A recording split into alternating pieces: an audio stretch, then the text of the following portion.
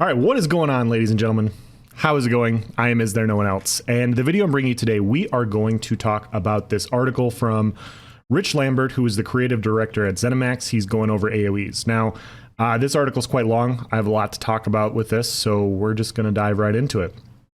As part of our ongoing performance optimizations, we have been spending a lot of time analyzing and addressing problems in Cyrodiil. I'm going to give a summary of what has happened over the years, what we have been doing to alleviate the problems, and our future plans. When talking about ESO server performance, it is important to understand that all abilities in the game, with some exceptions, have a soft limit on the number of times they can be executed. An example of a hard limit on an ability is an ability that can be executed one time every 2 seconds, enforced by the server. ESO doesn't have many of those. Instead, we designed the game to have soft limits, meaning you can execute as many abilities as you want as long as you have the resources, stamina or magicka, to cast them. There is a global cooldown timer on all abilities, which is set to 1000 milliseconds. The design goal of soft limits in any game is to allow players to create builds that let them execute abilities more often depending on build choices made, and not to have hard ceilings on damage or healing per second. This gives a lot of control to the player, which makes for a really fun and interesting system, but it can lead to situations where players cast too many abilities too quickly and continuously if strict limits on resources are not enforced. Over the years, player power has grown considerably. With the addition to the champion system, various armor, weapons, sets, and changes to abilities, we have reached the stage where players with the right build can cast near infinite numbers of abilities. If you add in a properly managed group with some focused on damage and some focused on healing and regen boosts, you have a perpetually running, never-ending stream of abilities. With that in mind, consider how area of effect abilities work. When cast, they look at a specific target area, almost always the area directly around the caster, find targets, and perform the ability. Each of those steps requires server calculations. At launch, Cyrodiil's processes were able to keep up with the number of AOEs cast because most players couldn't cast that many of them. They ran out of magic or stamina, so they had to use AOEs judiciously. Over time, as player knowledge grew and regen builds grew in power, more players could cast more and more AOEs before running out of resources. During these years, we've found and fixed many performance issues in Cyrodiil, and we continue to do so. We've fixed significant issues, uncovered more, and continue to find and fix with every update. However, one foundational issue remains. At some point, we crossed the threshold where most players in PvP were able to cast endless AoE abilities without ever running out of resources.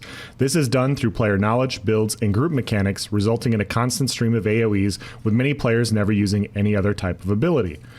This is not what we intended, but part of the fun of Elder Scrolls games is designing a build that has unexpected and powerful results, and we allowed it. However, as this behavior grew more prevalent, we reached a point where casting so many continuous AoE abilities in such a small area started to overwhelm the server processes for that area, leading to situations where the lag meter spikes and the server becomes unresponsive for a period of time. Our initial response to this problem, starting with update 22, was to find and fix more than a few problems with AoE ability calculations and make them more performant.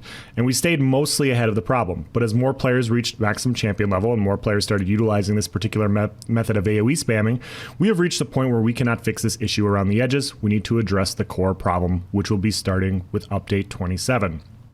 To do this, we will need to first do some analysis, and we can only do this on the live servers. As much as we try to avoid running tests on live servers, they're the only place where the combination of player behavior, specific builds, and mass battles happen. So starting the week of August 24th, we will be running a series of tests on the live PC servers, both NA and EU, only in Cyrodiil.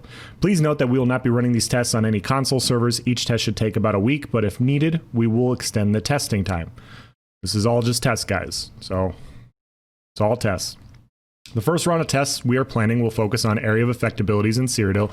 It will make it more difficult for AoE abilities to be the only abilities used, adjusting cooldown, cost, and regen values of all AoEs, damage, and healing. Specific details on the tests we will be running in Cyrodiil are as follows. Test 1, shared global AoE cooldown with a 3-second timer. This test adds a global 3-second shared cooldown to any AoE ability. This means that when you cast an AoE, you will not be able to cast another for 3 seconds. For example, as a Templar, if I cast Ritual of Retribution, I wouldn't be able to cast Puncturing Sweeps for 3 seconds.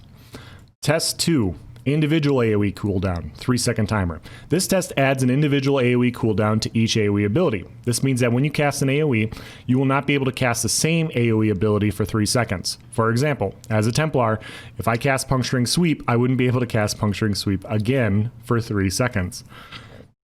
Test 3, no cooldown, global ramping AOE cost. This test adds a global ramping AOE cost for each AOE cast, similar to how Streak or Roll Dodge works, where when you cast an AOE, you receive a debuff for 5 seconds. Each stack of the debuff increases the cost of any AOE cast. Test 4, individual AOE cooldown, 3-second timer, global ramping AOE cost. This test adds an individual AOE cooldown to each ability as in Test 2, but also combines that with a global ramping cost from Test 3. I will go through all these, guys. I know this is a lot. I know it's a little overwhelming. We'll get there. During the times that any of these tests are active, we will be awarding double alliance points for anyone active in Cyrodiil. After we complete the above tests, we may try other combinations of cooldown, cost, and regen values on AOE abilities. However, we need to run these tests first and assess the data. We will then let everyone know what we found and how we will move forward. We will be very upfront, but please be aware that if these tests confirm our hypothesis, then chain casting AOE abilities will no longer form the core of the ESO PvP experience in the way it has for the last few years. We would then go through each class and ensure that there are viable builds for each and make adjustments as necessary. The code for these changes will be going into today's PTS patch, and we will be running some basic tests throughout the day on Tuesday in Cyrodiil to ensure we're able to make the above changes without requiring any maintenance or downtime. Once we launch update 27 for PC on August 24th, we will announce when one of the tests are beginning through an in-game announcement, and we'll have a forum thread detailing which test is currently being performed. Remember, these tests will be limited to Cyrodiil, so AOE abilities in other PvP spaces, Imperial City and Battlegrounds, will remain unchanged for now. We will evaluate how these tests go and let everyone know the next steps. Thanks for being patient and understanding with these tests. They're extremely important for the team and will help us work towards improving Cyrodiil performance. So, that is a lot. Let's start with the good. Well, first of all, it's great that they're up forward.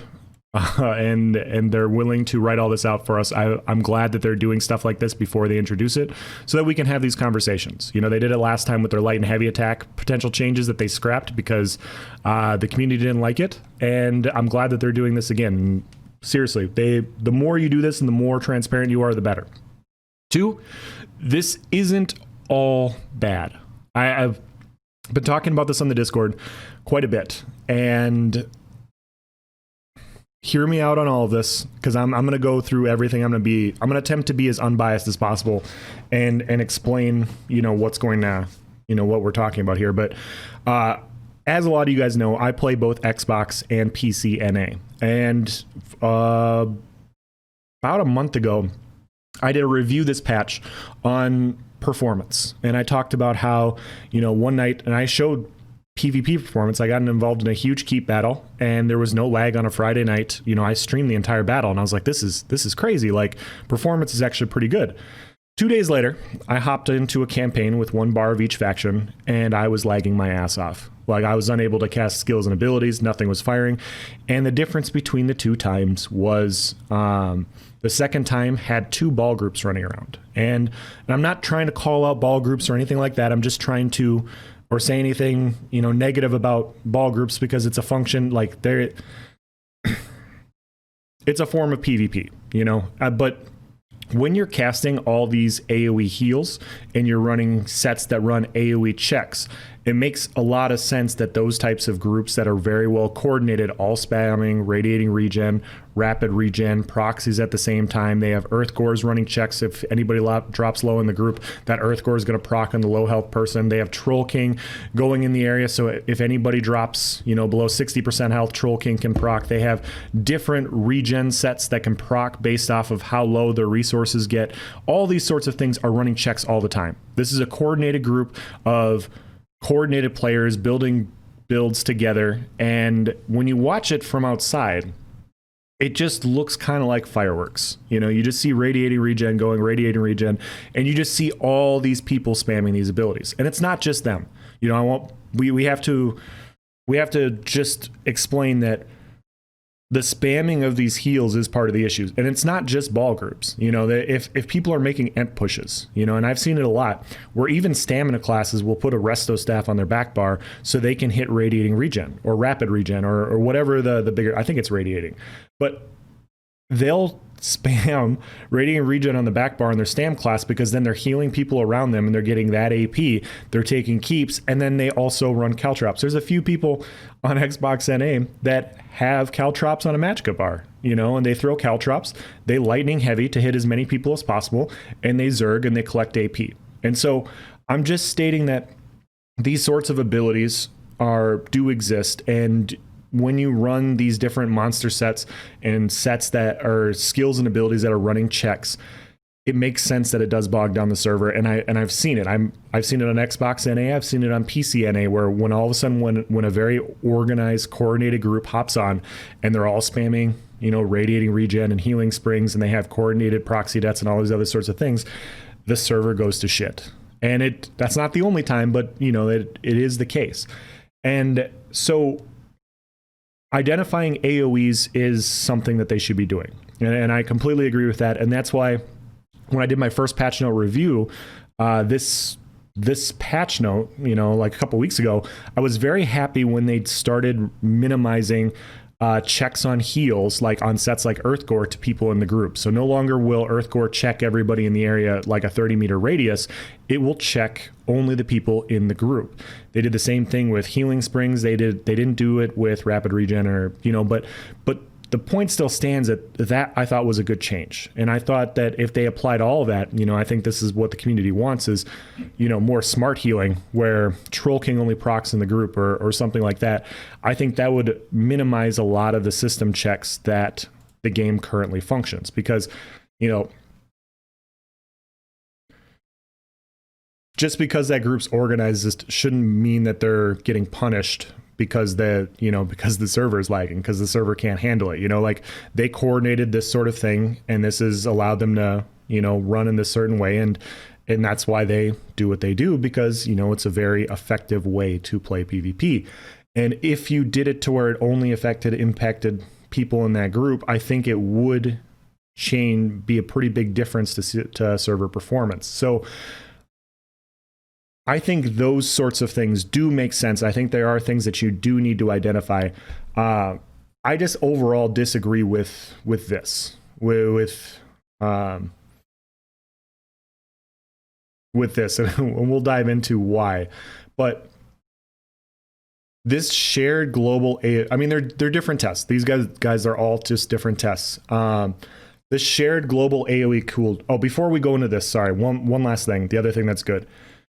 This shows that the fact that they're willing to drastically change the game this much means that they really are trying to improve PvP. They had an interview with Rich Lambert a couple months ago, and he's like, yeah, we have testers, and we have a bunch of people looking at Cyrodiil issues, and a lot of us, there's quite a few people that have commented even on my YouTube channel. They've been like, the game doesn't care about you, the game doesn't care about PvP players, you don't generate them money. This entire article shows that they're willing to change the entire system of how the game functions to help players PvP.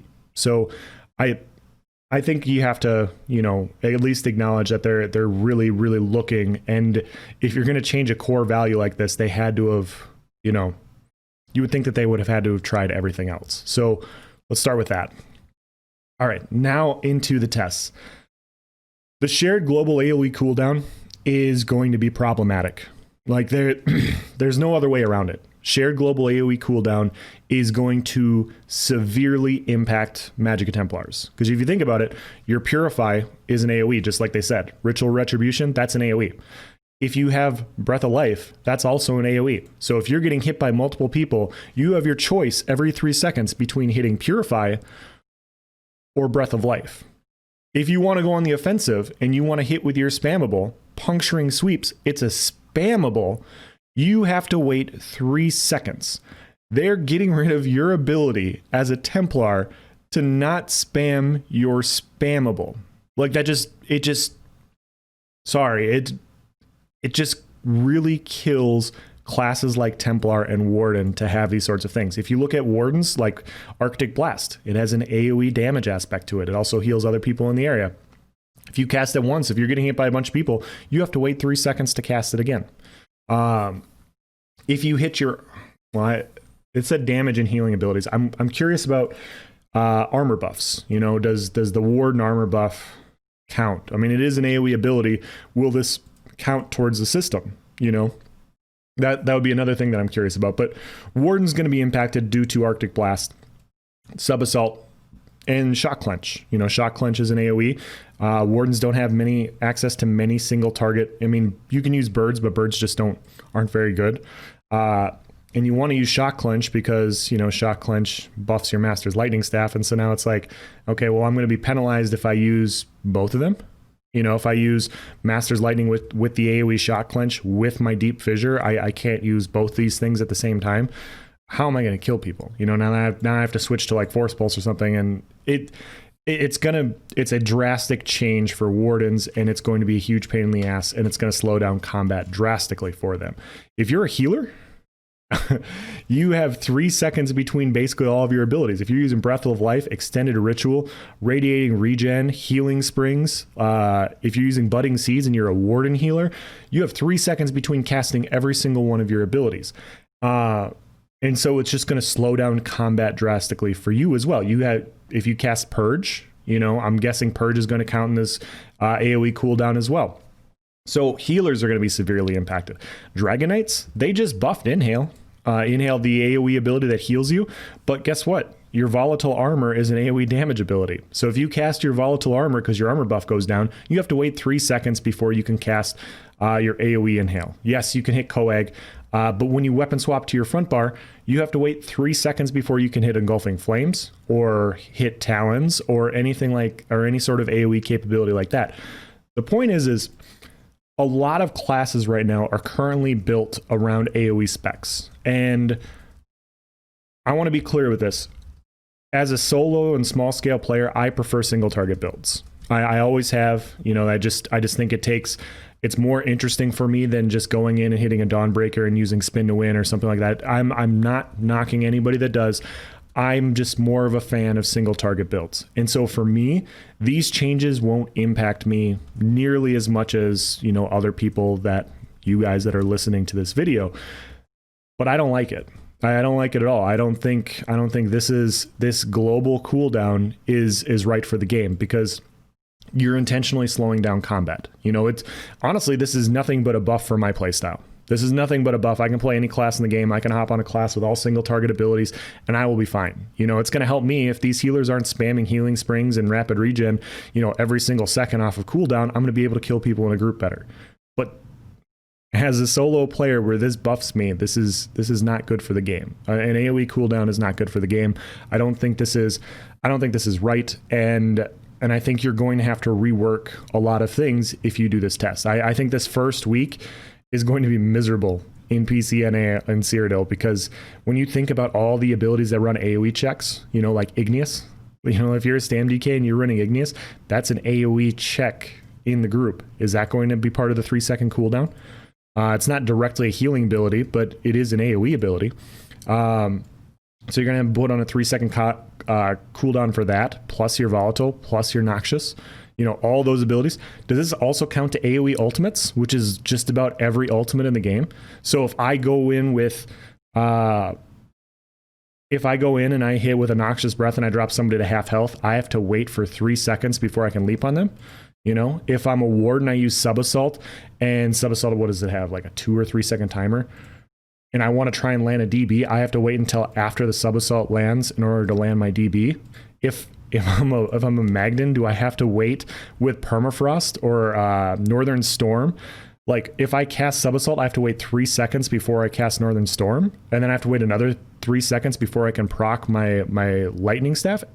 It completely kills those playstyles. And so, and it's going to take a huge rework. So I don't think anybody, like, outside of, I mean, I've heard Cloak, even Shadowy Disguise has an AoE check. Streak, you know, Streak is an AoE as well. And so Sorks aren't going to be able to streak endlessly. Well, I guess it's not all bad, right, guys? No, I'm just kidding. This is going to kill, for this first week of the test, it's literally going to kill about 4 classes in this game. You know, there's no other way around it. Like Templars, you're not going to be able to do anything as a Templar the way it's currently set up. If you're a Warden, you're barely gonna be able to do anything. If you're a mag DK or a stam DK, you're gonna have a hard time there. Necro, maybe. It depends on what render flesh counts as. Does your spirit guardian count as an AOE since it can heal other people? If you're running braided coil, that's an AOE. Vigor used to be an AoE heal. Is it still classified as AoE under the system? So if you cast Vigor, do you have to wait 3 seconds before you cast any other AoE ability on? These are the types of things I would be curious to find out. So this first week is going to be miserable for about half the classes in the game. I think this is a non-option to have a shared AoE cooldown. Individual AoE cooldown, better. Nobody's spamming Purify every 3 seconds. The only people that this will impact, the people in groups spamming Radiating Regen, you can only hit it once, then you'd have to slot Healing Springs and stuff like that. And you'd have to rotate through a cycle. So the individual AoE cooldown isn't that bad. It's not that bad. It's not a super bad option. The problem with this though is once again, Puncturing Sweeps is an AoE and you're taking away the ability to spam a spammable. Now, they could make an easy fix. They could make Puncturing Sweep and Biting Jab single target. They could absolutely do that and have it only hit one target, and that would solve a lot of the problems. I think a lot of Templars would be pretty happy about Puncturing Sweeps or maybe Biting Jabs being single target, because now they're just not completely wrecked by shuffle. Maybe. I don't know. I'm not trying to speak for any of you guys. I'm just stating that you'd have to change how that works. Obviously, as a Necro, you're not spamming Blast Bones every 3 seconds, so it wouldn't be a problem there. A Warden, you're not spamming Sub-Assault and you're not spamming an Ultimate. So maybe this one makes sense. The only one where it wouldn't make a ton of sense is, if you wanted to use AoE Shock Clench, you wouldn't be able to. And you also wouldn't be able to use Spin to Win. Bombers wouldn't be able to spam Sap Essence, those sorts of things. The other problem here with this AoE cooldown is, if I get defiled and I hit Breath of Life and it doesn't heal me, I have to wait 3 seconds to cast Breath of Life again. I have to wait 3 seconds to get another heal. That's going to be a problem.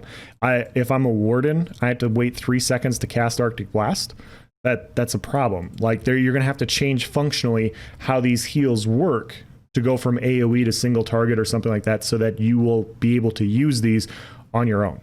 And I've talked about off healing quite a bit, and so you'd have to go through all these changes. Now, test 3, no cooldown, global ramping AoE cost.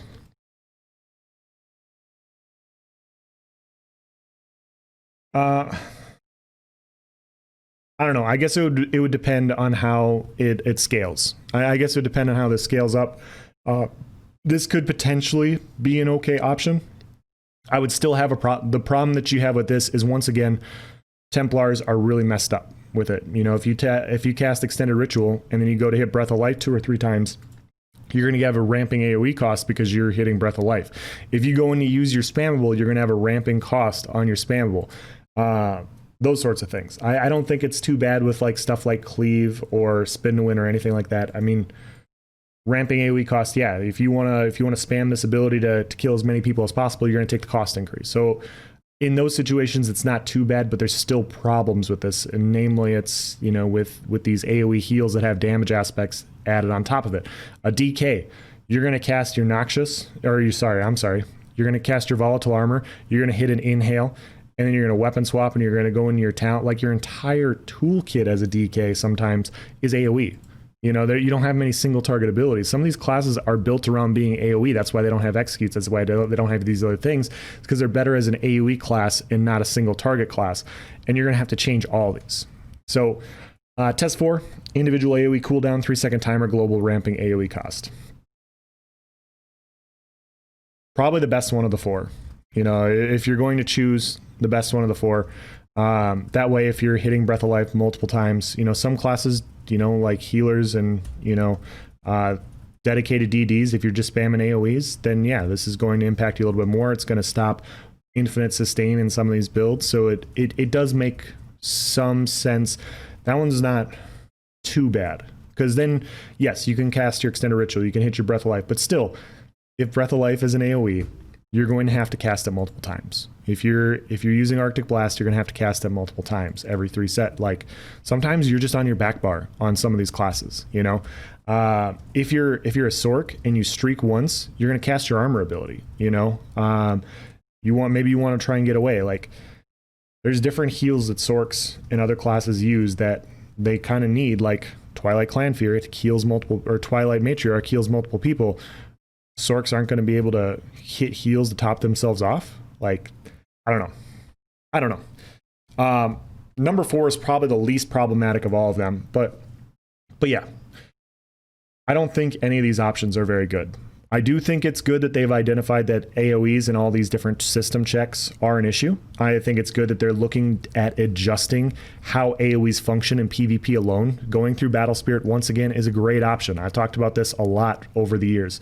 I think this is a great thing that they're attempting to do. This though, this is not it. I don't think this is it. I think what you do, like what I would rather do, and I've said this on another video, is Cyrodiil's core, ESO's core, what keeps me coming back to this game with the performance that it has is the combat that it provides. You know, the not having the cooldowns on these abilities, you know, yes, it is problematic for me as a solo or small scale player to deal with a player spamming heals. You know, it is what it is, but I don't think that should get taken away. I don't think entire classes should get gutted with their functionality just because of how this is functioning. I don't think that's right. I don't think that's the way you go about doing it. If Cyrodiil is having issues like this and they think that AOE effects and all these system checks are the issue, I think you go in and you address smart healing and you have it address groups only. You know, I'm not saying you do this, but you could escalate it even further, maybe reduce the group size. I don't think they're going to want to do that. You know, I'm just saying that as an option. I would rather not do that. You know, if you want to run a 24-man group, go Zerg it up. You know, I understand. You want to hang out with your friends, you want to play games, you want to shoot the shit, take keeps. I totally get it. Running your 24-man, that's fine. But these sets that run checks on everybody in the group, maybe we remove them from PvP. And I don't know about you guys, but I would much rather have the core combat of this game that exists the way it currently does function the way it currently does instead of have a 3-second cooldown. And I would be willing to remove sets like Earthgore, Troll King, different sets that proc based off of people's health in the area. You know, Curse Eater, for example, runs an AOE heal. Like if you get hit with this heal, it runs an AOE purge. You know, like all these other sorts of sets that run these checks across everybody in the group, take them all out of Cyrodiil. Like if you're willing to go this far and you're willing to say, hey, all these AOE cooldowns need to go away, do that. Try that first. You know, get rid of this first test. Like the shared AOE, global AOE cooldown, don't do that. You just get rid of like all the proc conditionality sets that when you do X amount of damage, it does this. You know, get rid of all of them. That way, you have a lot less checks just running naturally, and see where that goes. You know, that would be what I would rather do, because like I said, this game is not in its best spot right now. I'm still playing it and I'm still enjoying it because I like the combat. If I wanted to go play a game with cooldowns, I would go play World of Warcraft. I don't want to. I could go play World of Warcraft and I could go experience that less lag free experience, but I don't like that combat. I like ESO's combat with the lag where it's at way better than WoW combat with no lag. That's just my personal opinion. I do think performance should improve. I think there's things that we could do to do this. If the issue is infinite sustain, remove these different abilities that are providing infinite sustain. You know, like you have tonal constancy, you have dark deal. You know, like that allows infinite sustain on mag sorks and stam sorks. Maybe we tweak those sorts of things. You have different armor sets like Engine Guardian. You have different monster sets like the other one when your stamina drops below 50% and you get healed by your group. I can't remember the name of that set, but you get that boost of recovery. You have other sets that provide this AOE recovery on the ground. Maybe remove those sets from PvP. You know, I'm just going through options.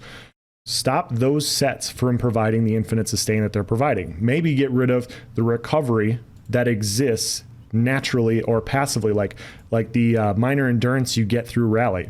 You know, it's not hard to build the damage you're building. Get rid of minor endurance. You know, maybe get rid of major endurance and minor endurance or major endurance off of potions.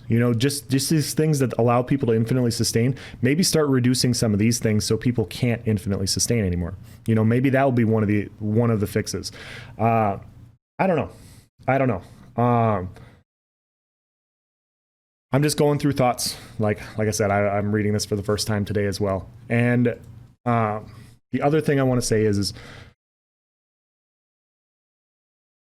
I question the direction of the combat team when it comes to these changes. And the reason I say that is, we've been at this, they've been the combat team for the last year and a half now.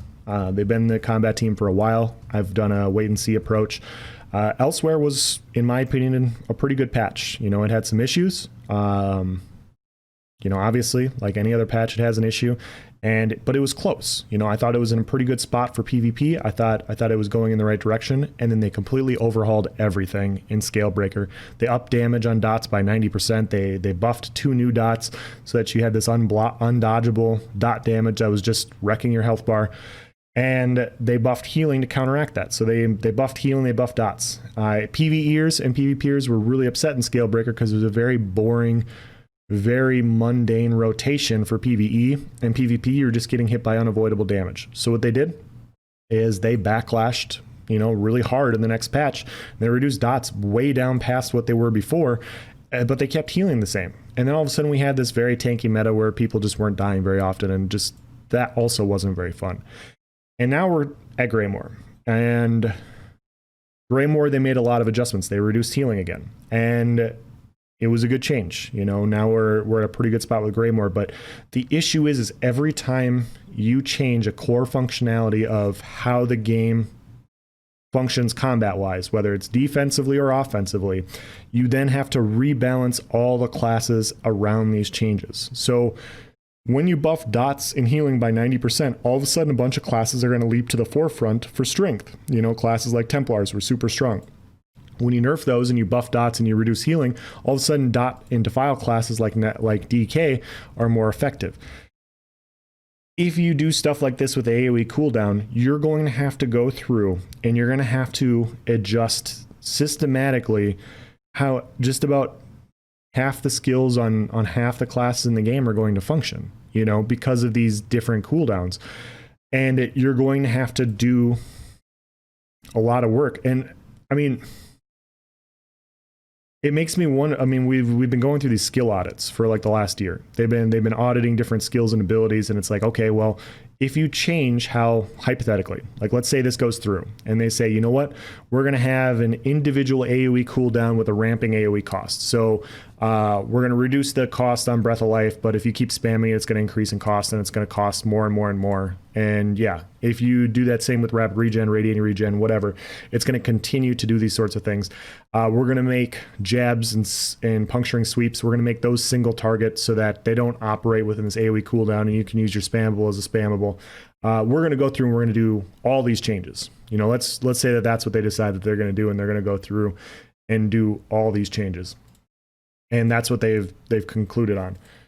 How long is it going to take them afterwards to do the balancing to get close combat-wise to where we are now? Because you're completely overhauling the game. You're completely overhauling the game, and you're changing a core functionality of it, which means that you're going to have to go in and you're going to have to adjust all these classes that are using these AOE abilities. And sometimes that stuff takes time.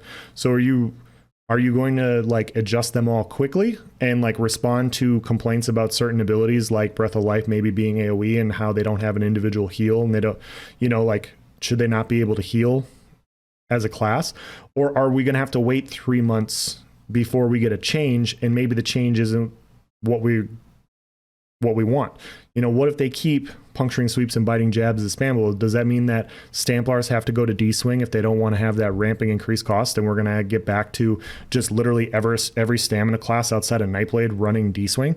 That's not the build variety that people want, I don't think. So these are my concerns. And these have been my concerns in Scalebreaker. They were my concerns in Dragonhold. They were my concerns in Harrowstorm, is they keep drastically changing the game, and then they get close to balance, and then they completely throw out the book and they do it all over again. And I've said it before, good players are going to adjust. You know, whatever the rule set is, good players are going to adjust. Like I said, this AOE cooldown stuff overall doesn't impact me nearly as much as it impacts groups, you know? So good players are going to adjust, but we're getting to a point now to where it's like, do you want to adjust? Do you want to continually adjust? Can you imagine what a new player must look like when they must feel like when they hop into this game for the first time and they're killing monsters in Overland PvP, and then they go do their first sets of trials and they get their gear and they have this game functioning in a certain way and they're used to a certain rotation, and then they go into PvP and all that gets thrown out the fucking window because you can't you're spammable anymore as a Stamplar or a Magplar, or you can't hit Arctic Blast multiple times because it's a fucking AOE.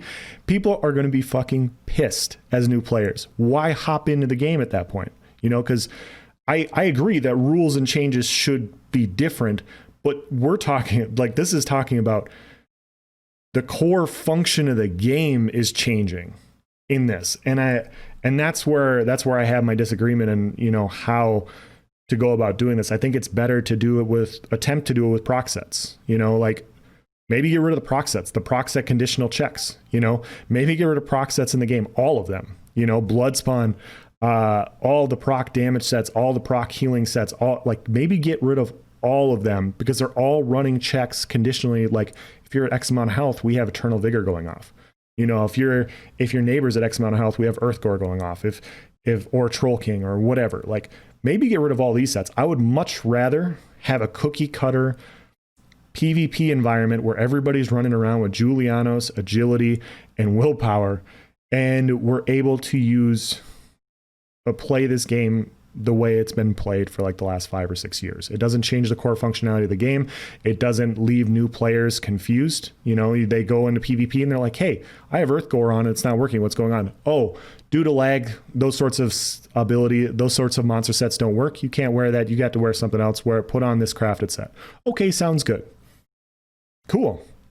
Like that's a lot easier to understand than somebody,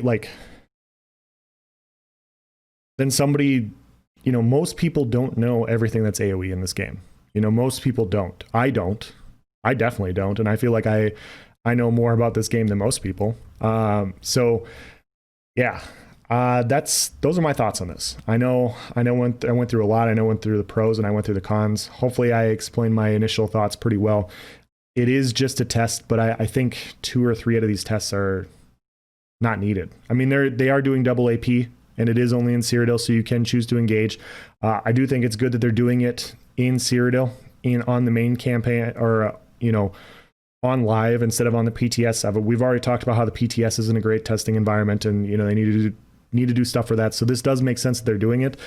I think they're identifying the right things, how different sets and heals are functioning.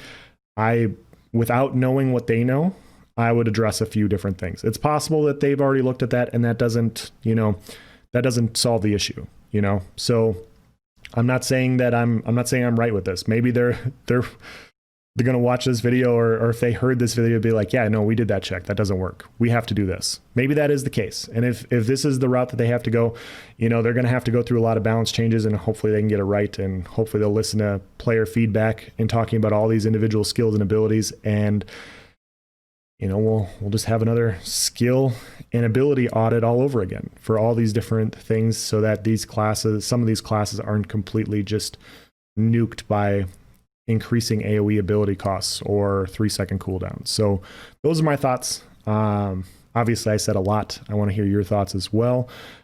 Please comment in the section below what you're thinking. Thank you for watching, guys. Have a nice day.